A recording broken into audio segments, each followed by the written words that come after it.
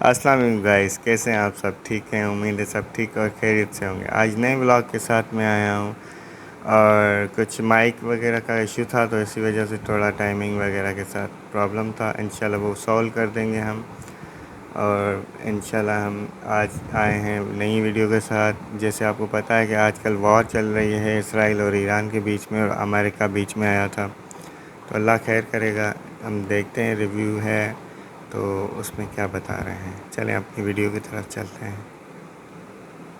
Iran,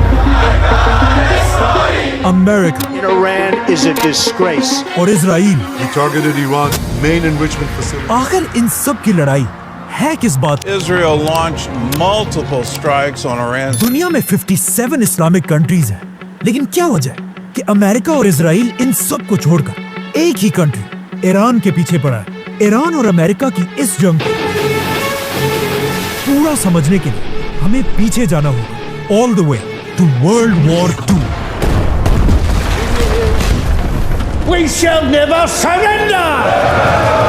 World War II میں دنیا کی ہر کنٹری کے پاس صرف دو آپشنز تھے کہ یا تو وہ برٹش امپائر کا ساتھ دے اور یا ہٹلر کا، dass ich mich in diesen Jahren für dich eingesetzt habe. جس میں دنیا کے زیادہ تر کنٹریز نے برٹش امپائر کا ساتھ دیا، لیکن اس وقت ایران کے بادشاہ نے برٹش امپائر کو چھوڑ کر ہٹلر کے ساتھ ہاتھ ملایا، Ich für dich eingesetzt. جس کے بعد ایران اور جرمنی بہت ہی کلوز دوست بننے لگے، اور یہ بات برٹش امپائر کو بالکل پسند نہیں تھی۔ اسی لیے برٹن نے ہر طرف سے ایران پر حملہ کر دیا اور بہت تیزی سے پورا ایران فتح کرنے لگے۔ یہ دیکھ کر ایران کے بادشاہ نے کچھ ہی دنوں میں برٹش امپائر کے سامنے سرنڈر کر دیا اور ان سے اپنی بادشاہت بچانے کی بھیک مانگنے لگا، جس پر برٹش امپائر نے کہا ٹھیک ہے، لیکن ہماری ایک شرط ہے، تمہیں ایران کے تخت سے ہٹنا ہوگا اور اپنے 22 سال کے جوان بیٹے کو ایران کا نیا بادشاہ بنانا ہوگا، کیونکہ اس کا یہ بیٹا رضا شاہ پہلوی برٹش امپائر کا ایک وفادار پپٹ تھا۔ ایران کا یہ نیا بادشاہ انگریزوں سے بہت زیادہ انسپائر تھا۔ وہ چاہتا تھا ایران کے لوگ بھی بالکل ویسٹ کی طرح کپڑے پہنے، انہی کی طرح پارٹیاں کریں اور اپنے سارے ٹریڈیشنز کو بھول جائیں۔ اسی لیے وہ پہلے دن سے یہ کوشش کر رہا تھا کہ کسی طرح اسلام کو ایران کے لوگوں سے دور کر دیا جائے، جس کی وجہ سے اس نے ایران میں حجاب پہننے پر پابندی لگائی، بہت سارے مدرسوں اور مسجدوں کو بند کر دیا، اور ایران کے بڑے بڑے اسلامک اسکالرز کو گرفتار کرنے لگا، اور ان کی جگہ میوزک، پارٹیز اور شراب کو پورے ایران میں پھیلانے لگا۔ یہاں تک ایک ٹائم ایسا آیا کہ ایران میں اتنی شراب بننے لگی کہ ایران جیسا اسلامک ملک دنیا کو شراب ایکسپورٹ کرنے لگا۔ ایران کے اس بادشاہ کا خیال تھا کہ وہ جو بھی کر رہا ہے بہت ہی اچھا کام کر رہا ہے، I mean to be, as you say, the king of kings. یہاں تک کہ اس نے ایک دن سعودی کے کنگ فیصل کو کہا کہ تم یہ کیا پرانے زمانے میں رہ رہے ہو، تمہیں چاہیے کہ سعودی کو بھی بالکل ویسٹ کی طرح ایک لبرل کنٹری بنا، لیکن سعودی کے کنگ فیصل نے ایسا کرنے سے انکار کر دیا۔ لیکن یہاں پر فنی بات یہ ہے کہ آج وہی سعودی ایران سے کہتا ہے کہ تم بھی تھوڑا لبرل بنو، لیکن اب ایران اس کی بات نہیں مانتا۔ آخر ایران کے بادشاہ نے ایران کو اسلام سے اتنا دور کرنے کی کوشش کی کہ ایران کے سارے بڑے اسلامک اسکالرز اپنے اس بادشاہ کے خلاف ہونے لگے، جس کے بعد ایران کی مسجدوں اور مدرسوں میں یہ اسکالرز بادشاہ کے خلاف سپیچز کرنے لگے، جس میں سب سے بڑے اسکالر کا نام تھا آیت اللہ خمینی۔ خمینی اور اس کے فالوورز ایران کی عوام کو بادشاہ کے خلاف بغاوت کے لیے بھڑکانے لگے۔ Khomeini, they cried, we're waiting for you. آخر خمینی کی طاقت ایران میں اتنی بڑھ گئی کہ ایران کے بادشاہ نے اسے گرفتار کر کے ایران سے ہمیشہ کے لیے باہر نکال دیا، جس کے بعد امام خمینی ایران کو چھوڑ کر عراق میں رہنے لگے، جہاں ایک ینگ لیڈر اس کی ہر حرکت کو بہت غور سے نوٹ کر رہا تھا، صدام حسین۔ آہستہ آہستہ صدام حسین بھی خمینی کی طاقت کو دیکھ کر اس سے ڈرنے لگا، یہاں تک کہ ایک دن اس نے ایران کے بادشاہ سے کہا کہ اگر آپ چاہتے ہیں تو میں خمینی کو سائڈ پہ کر کے اسے گولی مار دیتا ہوں، جو صدام کے لیے بہت ہی عام بات تھی اور اسے ہم پورا ایکسپلین کر چکے ہیں۔ لیکن ایران کے بادشاہ نے کہا کہ نہیں، اسے مارنے کی کوئی ضرورت نہیں، ये बुड्ढा खुमैनी मेरा कुछ भी नहीं बिगाड़ सकता। इमाम खुमैनी इराक में बैठकर अपनी स्पीचेस को कैसेट्स में रिकॉर्ड करने लगा, जिन्हें फिर बहुत सीक्रेटली स्मगल करके पूरे ईरान में फैला दिया जाता था। और खुमैनी की बातें सुनकर लोग इतना इंस्पायर होते थे कि वो आहिस्ता आहिस्ता ईरान के बादशाह से ज्यादा इमाम खुमैनी को अपना लीडर मानने लगे। लेकिन फिर भी ईरान के बादशाह को हटाना कोई आसान काम नहीं था, क्योंकि उसके पास एक बहुत ही खतरनाक फौज और सुपर पावर अमेरिका का फुल सपोर्ट हासिल था। America gave us generous and valuable financial and military assistance. और वो मुसलमान दुनिया में अमेरिका का फेवरेट पपेट था। लेकिन यहाँ पर जब ईरान का बादशाह अपनी ताकत की पीक पर था, उसने अपनी जिंदगी की सबसे बड़ी गलती की, द फ्लेम्स ऑफ पर्शिया।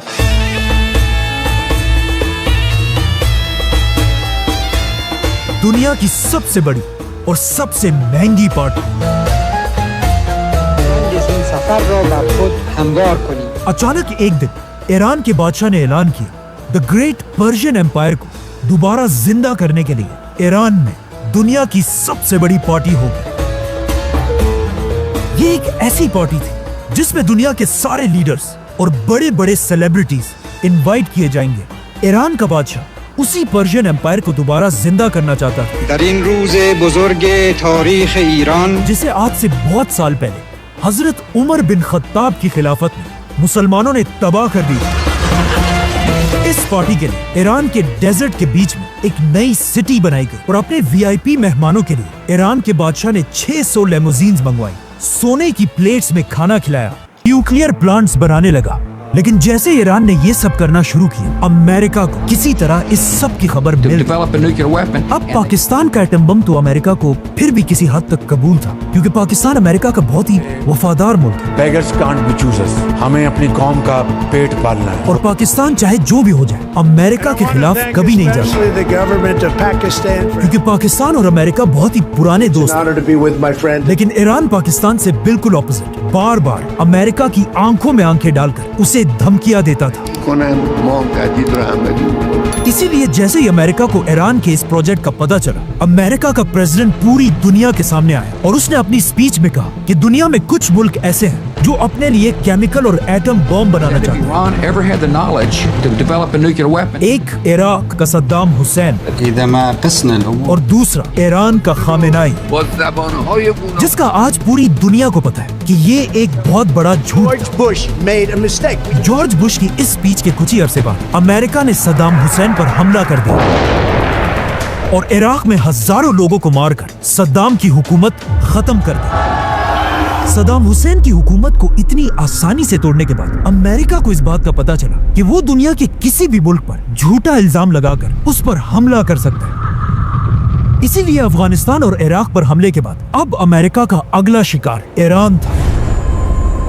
और अमेरिका बार बार दोबारा ये झूठ बोलने लगा कि ईरान के पास भी एटम बॉम्ब्स हैं, जिसके बाद अब पूरी दुनिया की नजरें ईरान के लीडर आयतुल्लाह खामेनाई पर थी। और ये ईरान पर हमला करने का बेस्ट टाइम था, क्योंकि ईरान के एक तरफ अफगानिस्तान में अमेरिका की बहुत बड़ी फौज थी और ईरान की दूसरी तरफ इराक भी अमेरिका की फौज से भरा हुआ था। मतलब अमेरिका ने ईरान को हर तरफ से घेर लिया था। तो अब पूरी दुनिया की नजरें ईरान के लीडर आयतुल्लाह खामेनाई पर थी कि वो किस तरह अपने मुल्क ईरान को सुपर पावर अमेरिका से बचाएगा। और यहाँ पर खामेनाई ने एक ऐसी बात कही जिससे अमेरिका के पास ईरान पर हमला करने के सारे बहाने टूट गए। खामेनाई, जो इस्लामिक दुनिया का एक बहुत बड़ा स्कॉलर है, उन्होंने एक फतवा दिया कि इस्लाम में मुसलमानों के लिए एटम बॉम्ब बनाना हराम है, क्योंकि इस्लाम तो हमें ये सिखाता है कि जंग के मैदान में भी किसी भी बच्चे, बूढ़े या औरत को नहीं मारा जा सकता। इवन जंग में दरख्तों को भी काटने की इजाजत नहीं है।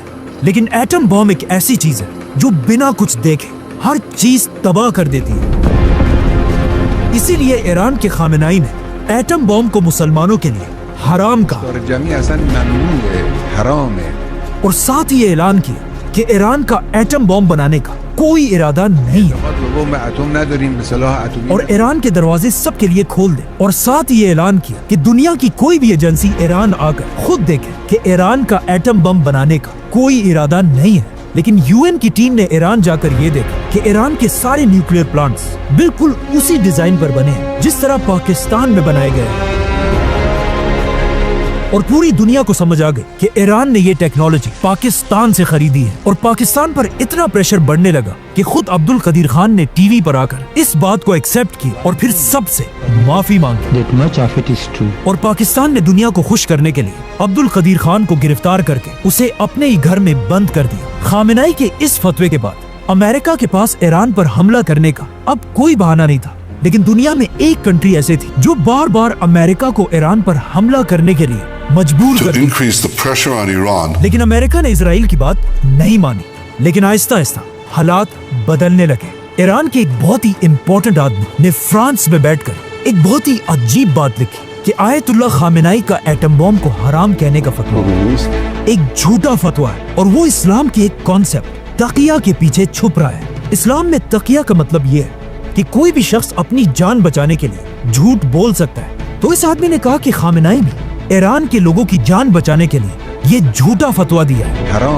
और ये शख्स महमूद मुराद खानी कोई आम आदमी नहीं, खामेनेई की बहन का बेटा है। मतलब उसका अपना भतीजा था। खामेनेई की बहन और उसका ये बेटा ईरान में उसके सबसे बड़े दुश्मनों में से है। इन्हीं दिनों अमेरिका का भी ईरान पर शक बढ़ने लगा, जिसके बाद आखिर 2009 में अमेरिका ने ईरान पर बहुत ही सख्त सैंक्शंस लगाए। इस ग्राफ को देखें, अमेरिका के सैंक्शंस से पहले ईरान की इकोनॉमी बहुत तेजी से ऊपर जा रही थी, लेकिन जैसे ही अमेरिका ने सैंक्शंस लगाए ईरान की पूरी इकोनॉमी बिल्कुल बैठ गई। अमेरिका के इन सैंक्शंस के बाद ईरान जैसी ऑयल और गैस से मालामाल कंट्री बिल्कुल बैंकरप्ट होने लगी। अमेरिका की मर्जी के बगैर ईरान अपना गैस पूरी दुनिया में किसी को नहीं बेच सकता। इवन अपने करीबी मुल्क पाकिस्तान से डील के बाद भी पाकिस्तान ईरान से गैस नहीं खरीदता और ईरान की सस्ती गैस छोड़कर दूर कतर से LNG मंगवाता है। ये ऐसा ही है कि कोई किसी बड़े चौधरी के डर से अपने घर के पास वाली दुकान की चीजों को छोड़कर रोज दूर जाकर महंगी चीजें खरीदता हो। सिर्फ 3 बड़ी कंट्रीज दुनिया में ऐसी हैं जो ईरान के साथ आज भी बिजनेस करती है, चाइना, रशिया और इंडिया। आखिर अमेरिका के इन सैंक्शंस की वजह से ईरान के हालात इतने खराब हो कि ईरान की गवर्नमेंट अमेरिका से डील करने के लिए तैयार हो गई और आखिर अमेरिका के प्रेसिडेंट बराक ओबामा के साथ ईरान ने न्यूक्लियर डील कि ईरान एटम बम नहीं बनाएगा, जिसके बदले में अमेरिका ईरान से सारे सैंक्शंस हटा देगा और ईरान की इकोनॉमी दोबारा स्ट्रॉन्ग हो जाएगी, जो दोनों मुल्कों के लिए एक बहुत बड़ी कामयाबी थी। लेकिन पहले दिन से अमेरिका में एक शख्स ऐसा था जो इस डील के सख्त खिलाफ था, डोनाल्ड ट्रंप। और डोनाल्ड ट्रंप इस डील के इसलिए खिलाफ था क्योंकि अमेरिका में यहूदियों का एक बहुत बड़ा नेटवर्क है जिनके सपोर्ट के बगैर अमेरिका में कोई कुछ भी नहीं कर सकता। इसीलिए अपने पहले इलेक्शंस जीतने के कुछ ही अरसे बाद डोनाल्ड ट्रंप ने ईरान से की हुई डील खत्म कर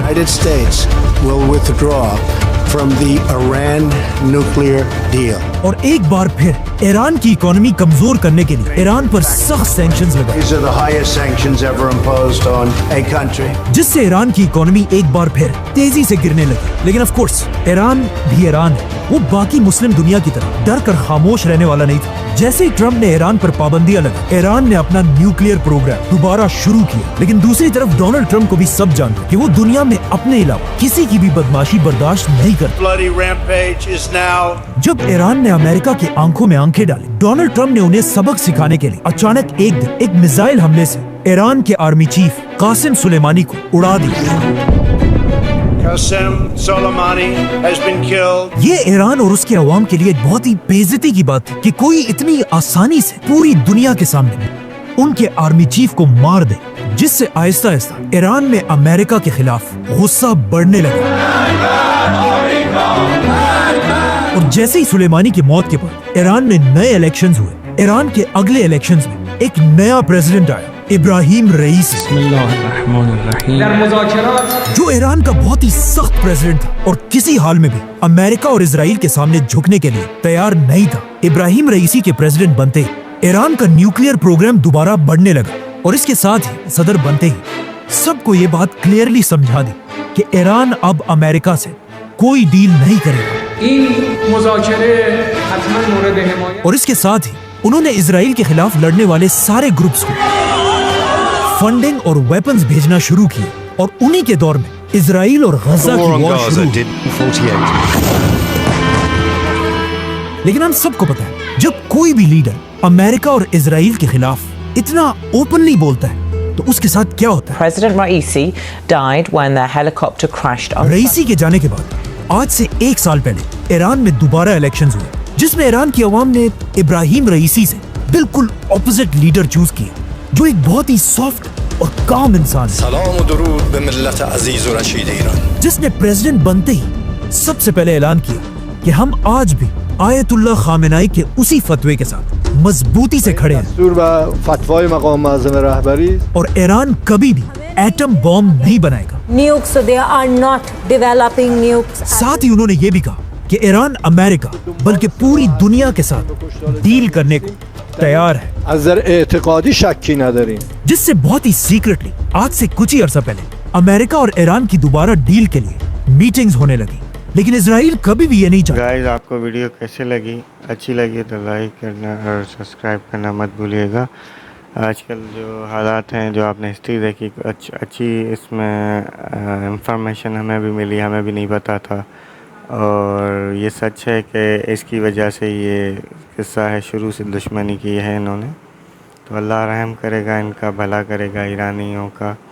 और वीडियो अच्छी लगी हो तो लाइक करना, सब्सक्राइब करना मत भूलिएगा। तब तक के लिए अल्लाह हाफ़िज़।